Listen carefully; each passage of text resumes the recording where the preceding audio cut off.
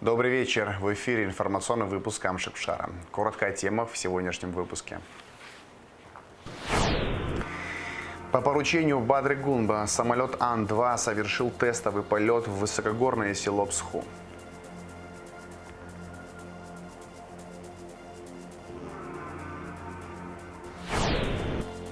Поручение президента правительству Абхазии – это необходимая и своевременная мера, отмечают эксперты и общественные деятели республики. Новое гидравлическое оборудование передали абхазским спасателям при поддержке Народного фронта России.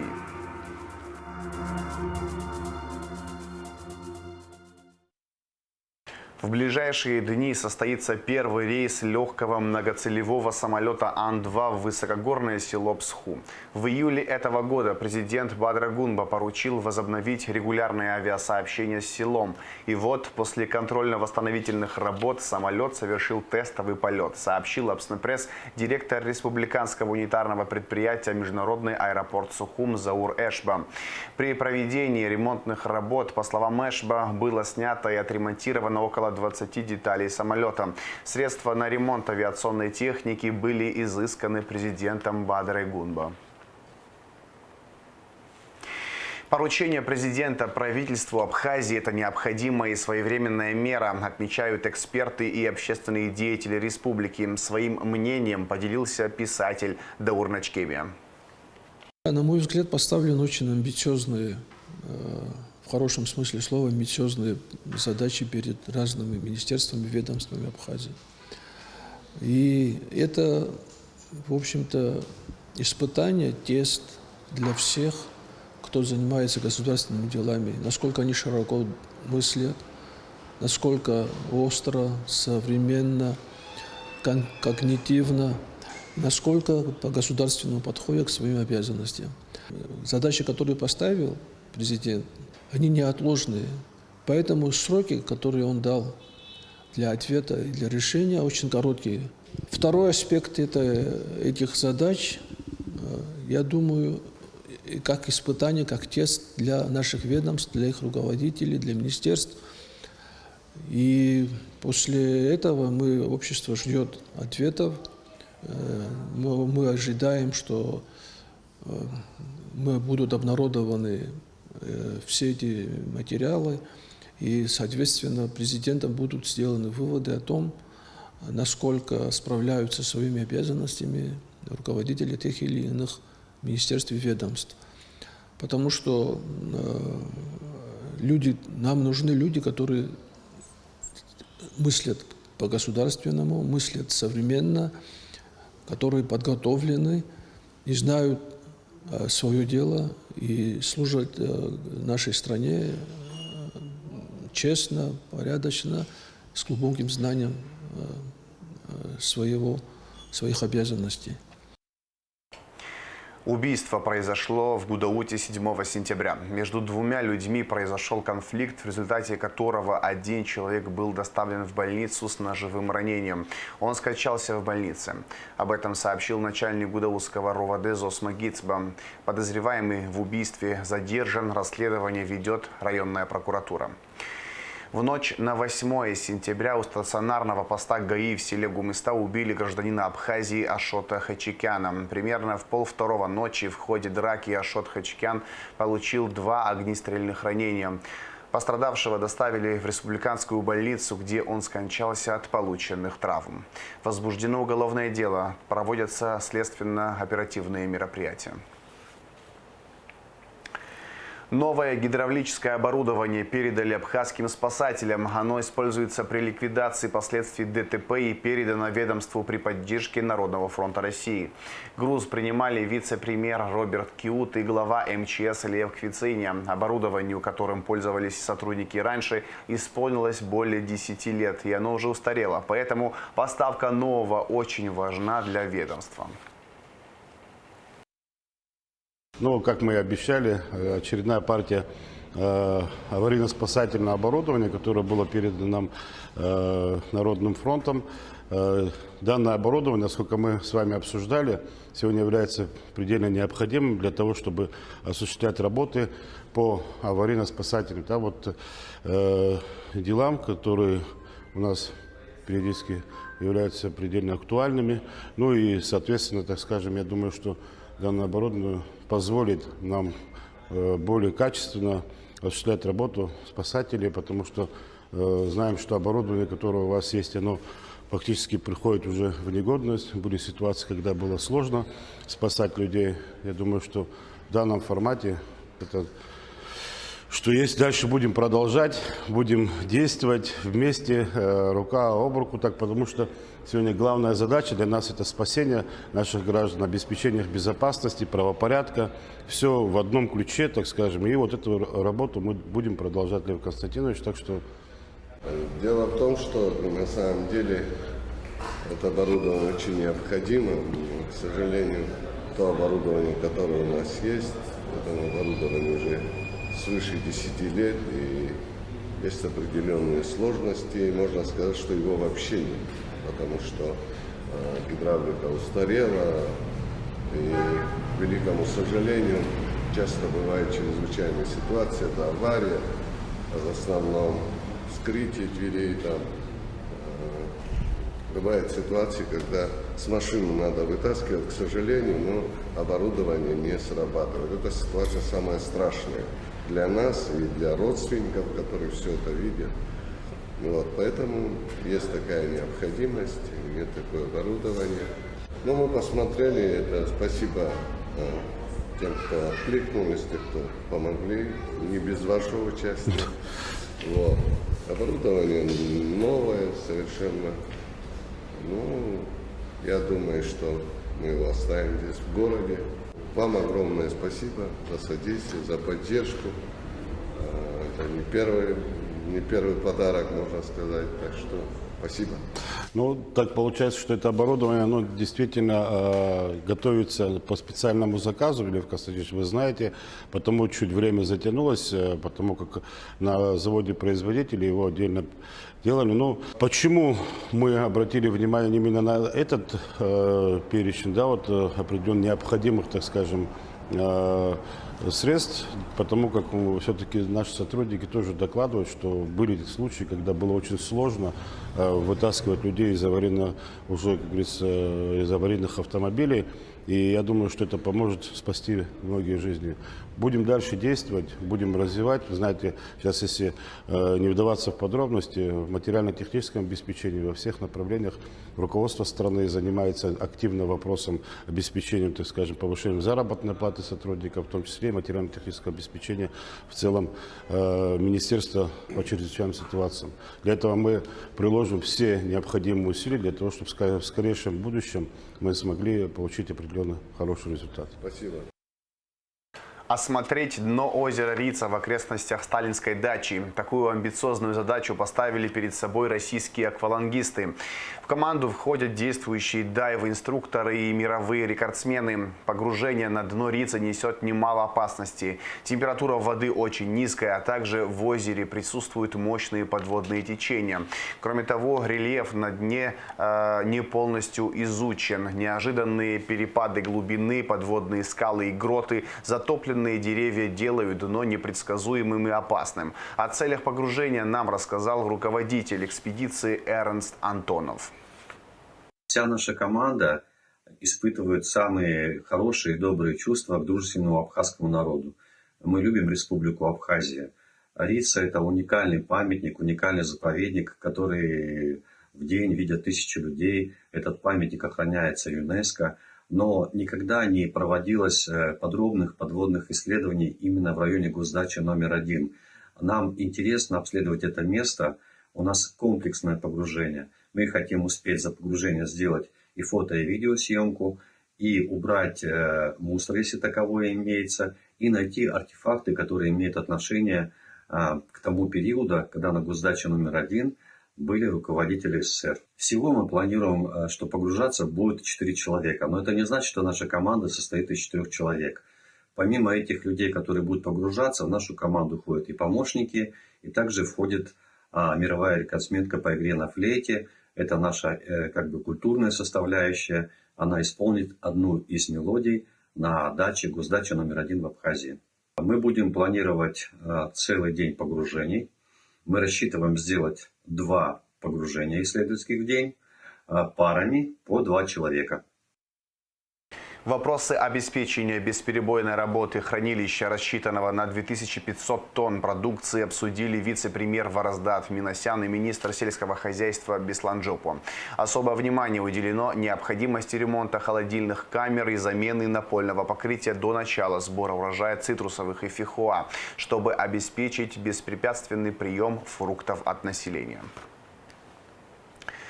Жители Абхазии отмечают позитивные изменения в социально-экономической сфере, однако выражают запрос на стабильность. Выводы сделаны по итогам соцопроса, проведенного совместно с АГУ на базе лаборатории социсследований. В нем приняли участие 600 респондентов из Сухумского, Гагарского и Гудаутского районов. Репортаж Гундышова. Социальное исследование, проведенное учеными среди 600 респондентов из разных городов и сел районов, показало, какие наиболее острые проблемы волнуют жителей республики. Лаборатория социальных исследований в Абхазском государственном университете, функционирующая на базе центра МГУ, с апреля текущего года, несмотря на относительно недавний старт, уже заявила о себе рядом интересных и перспективных проектов. Заместитель заведующего лабораторией социологических исследований Мария Филь отмечает, что в исследованиях они не стремятся создать красивую видимость. Напротив, обнажая насущие проблемы, исследователи стремятся проложить путь к конструктивным решениям. Исследования, конечно, должны отражать структуру населения и учитывать все группы, все слои. То есть, подчеркиваю, это не просто исследование, которое проводится где-то вот в узком пространстве, там, предположим, только в столице. Мы хотим охватывать именно вот всех людей, отображать репрезентативно их общественное мнение, чтобы потом на эти работы можно было опираться при формулировании какой-то проектной деятельности. В первую очередь, конечно, важно это, чтобы исследование оно было не просто там для научной статьи или для интервью на телевидении, чтобы исследование оно влияло на положительные изменения в республике. Вот это вот главная задача. Эти отчеты направляются в администрацию президента республики и да, в дальнейшем перераспределяются уже тем руководителям, которые непосредственно занимаются решением конкретных проблем. Это, ну, конечно, нужно для того, чтобы была обратная связь от населения для руководства республики. В ходе очередного социсследования респондентов спрашивали о качестве жизни, доверии к власти, перспективах развития республики. Исследование показало, до 52% считают ситуацию в стране положительной, а до 77% доверяют действующему президенту. Среди главных проблем в республике участники отметили наркоманию, низкие зарплаты и коррупцию. К важным задачам для власти отнесли безопасность, социальную поддержку и благоустройство. Опросы проводят студенты университета, которые отмечают, что значительная часть респондентов легко идут на контакт, проявляя интерес к предложенным темам и охотно делятся своим мнением. Прежде чем приступить к опросу, я информирую респондентов о целях данного исследования, о том, что данное исследование проводится в лаборатории социсследований АГУ и МГУ, и объясняю, насколько их мнение важно для принятия органами государственной власти эффективных и практичных решений. Поэтому респонденты активно участвуют в работе, особенно представители взрослого поколения. Активнее принимали участие респонденты в соцопросе по оценке социально-экономического развития Абхазии. В перспективе лаборатория планирует расширить спектр изучаемых тем – развитие туризма, сельского хозяйства и международного признания, но с учетом сохранения идентичности нашего народа. Ключевым приоритетом остается практическая значимость исследований и их направленность на решение актуальных социальных проблем. Гундышова, Алексея Гухава, Абхазское телевидение. Обращения жителей, пострадавших во время воскресного ливня, продолжают поступать. В частных домах затопило дворы, а в многоэтажных – квартиры из-за повреждения кровли. Ликвидации последствий непогоды посвящалось совещание в администрации Сухума, которое прошло под председательством замглавы Константина Тарба. Подробности в материале пресс-службы мэрии. Совещание, посвященное ликвидации последствий воскресного ливня, прошло в администрации Сухума под председательством замглавы Константина Тарба. В совещании участвовали начальники профильных управлений столичной мэрии, управ всех микрорайонов столицы, которые рассказали о ситуации на местах. По их словам, с утра понедельника продолжают поступать обращения жителей. В частных домах затопило дворы, в многоквартирных домах – квартиры из-за повреждения кровли. Руководители подразделений администрации доложили о мерах, предпринимаемых для устранения последствий стихии. Уже в воскресенье проведен мониторинг всех улиц и дворов. Сотрудники администрации оперативно выехали к пострадавшим и проинформировали граждан о помощи в ремонте. Вот граждан Кувони 62, Да, вот, там записывал. затопило не только одну квартиру, там и других. При обильных осадках, в боковом ветре начало подтапливать, и все это пошло по стене. Помимо этого, там, когда проводились работы по восстановлению кровли, не учли то, что нужно будет еще доделать. Вот, придется сейчас нам эту работу провести. Надо в срочном порядке. В кратчайшие сроки. Мы уже пообщались, и вчера кровельщики приходили, посмотрели по факту, откуда затекает, как течет. Я думаю, день-два мы устраним эту проблему. Ну, у тебя стану работы побольше по кровлям, потому Да, что здесь там вот эти все немало. адреса. И вот вас тоже попрошу, все адреса, которые есть, кто жалоб есть, они, понятно, письма будут писать, но мы постараемся к каждому из них выехать, осмотреть, помочь. Мы тоже, в смысле, отсюда с вами. Так что давайте готовьте списки, мы будем в этом направлении работать. 8 сентября запланированы очередные встречи по обращениям, сказал замглавы столичной администрации Константин Тарба. Он также поручил коммунальщикам проехаться по образовательным учреждениям, садам и школам. Прогноз погоды на неделю неутешительный, и в ближайшие дни в Сухуме ожидаются дожди и грозы. Поэтому коммунальные службы администрации продолжают работать в усиленном режиме. Представители Абхазии впервые подали заявки на конкурс «Знание премия». 3 из них претендуют на номинацию «Иностранный просветитель» за вклад в укрепление отношений между Россией и Абхазией. А еще один участник – это гражданин России, проживающий в Абхазии, номинирован на свою просветительскую деятельность среди местных школьников. В этом году на премию подали более 18 тысяч заявок из российских регионов и 40 зарубежных стран. Экспертный совет отберет шорт-лист в 15 номинациях. Выбранные участники должны будут пройти онлайн-обучение и очно защитить свой проект. Итоги подведут в следующем году. Миссия Российского общества знания звучит то, что мы строим сильную Россию и меняем жизни людей через знание мира. То есть, капитализируя знание мира, мы можем делать граждан, людей, проживающих на территории России, наших партнеров, друзей из иностранных государств совместно сильнее. Соответственно, расширяя горизонты и масштабы наших просветительских мероприятий, в данном случае «Знание премия», мы можем и имеем возможность накапливать опыт. И порой мы смотрим уже 2-й год подряд, он действительно уникальный, и во многом есть колоссальные отличия от тех инициатив, тех проектов, которые реализуются на территории нашей страны. И поэтому, конечно же, нам интересно, поскольку что-то новое может и заинтересовать, или, может быть, заставит как-то под другим углом посмотреть на те или иные события, которые уже реализуются. Ну и вместе с тем, конечно же, это передача опыта, это общение, которое помогает участникам сделать свои проекты лучше. На сегодняшнюю премию сегодня была доступна одна номинация для граждан Абхазии, это иностранный просветитель, и здесь номинация раскрывается таким образом, что это ведение просветительской деятельности по сохранению исторических фактов против фальсификации истории, номинация, в которой просветитель, может быть, рассказывает о новых возможностях и многое-многое другое. Собственно, в будущем мы предполагаем то, что горизонт будет расширен, и мы ожидаем, что подобные заявки будут поступать. Но по опыту и предыдущего года нам показалось то, что это такой комфортный и понятный порог для входа, чтобы не переусложнять. Не стесняться подавать для того, чтобы быть в эпицентре всего этого. И многие проекты, которые, к сожалению, не смогли достичь и одержать победу, так или иначе находили партнеров и поддержку для дальнейшего их развития, чтобы масштабировать на территории, ну, если это вот мы говорим о проектах, которые реализуются на территории Республики Абхазия, чтобы они могли, допустим, быть реализованы и на территории Российской Федерации.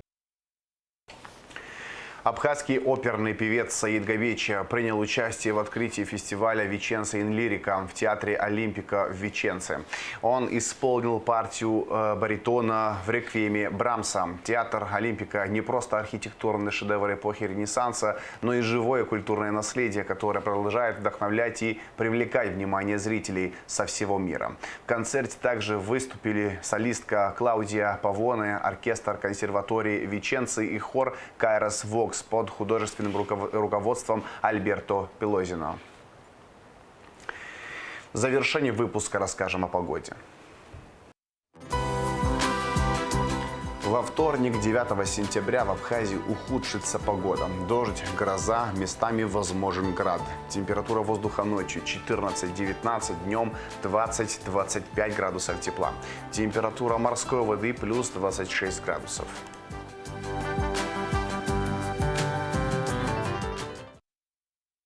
На этом информационный выпуск Амшевшара подошел к концу. Всего хорошего. До свидания.